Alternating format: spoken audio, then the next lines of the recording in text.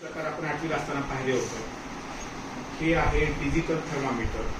या डिजिटल थर्मामीटरचा वापर करून आपण आपल्या शरीराचं तापमान योग्य पद्धतीने पाहू शकतो. काय करू शकतो? पाहू शकतो. आता कसं?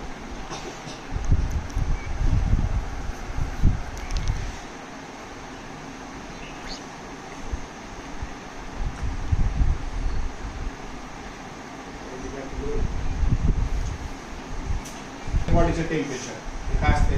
37 डिग्री सेल्सिअस असते. काय असते? 37 डिग्री सेल्सिअस असते.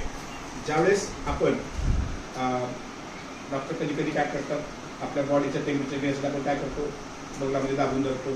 त्यानंतर ते काय होतं, आपल्या बॉडीचं टेम्परेचर एक्झॅक्टली काय आहे हे आपल्याला सांगता येतं. किंवा हेच थर्मामीटरचा वापर करून आपण तोंडात ठेवायला सांगतात डॉक्टर लिमिटच्या खाली. नंतर ते पाहतात.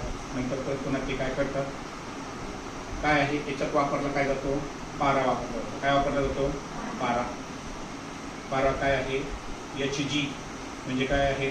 मर्क्युरी हा धातू याच्यात वापरला जातो. तो कक्ष तापमानात काय होतो? लवकरात लवकर वितळतो आणि तो वितळल्यामुळे तो आपल्या इथे काय दाखवतो?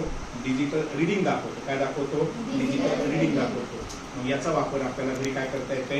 एखाद्या मुलाला किंवा घरामध्ये एखाद्या व्यक्तीला ताप आली की आपल्याला हे काय करता येते? या डिजिटल थर्मामीटरचा वापर करून आपल्याला त्या व्यक्तीच्या शरीराचं तापमान एक्झॅक्टली काय आहे ते आपल्याला ठरवता येतं.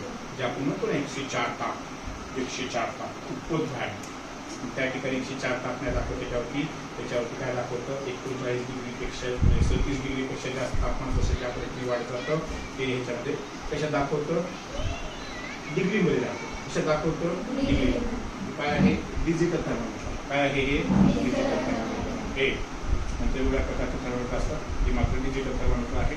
त्या डिजिटल थर्मामीटरचा वापर करून आपण काय करू शकतो?